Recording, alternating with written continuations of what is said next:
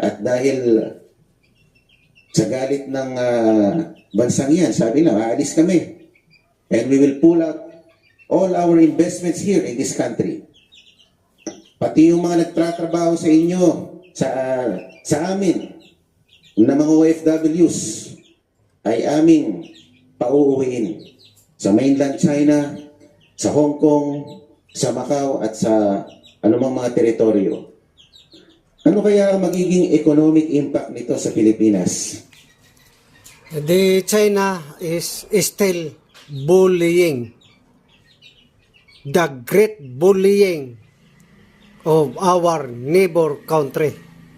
So that even the big country, China is powerful country, but we are not depend of them. We are mabuhay tayo ng sarili nating pagsumikap. Yung mga takot dyan sa China, yung mga walang makakain kung hindi bibigyan ng China. Kaya magtanim ng kamuting kahoy at pupunta ng baybayin, kukuha ng maulam. Hindi yung takot tayo lagi sa China.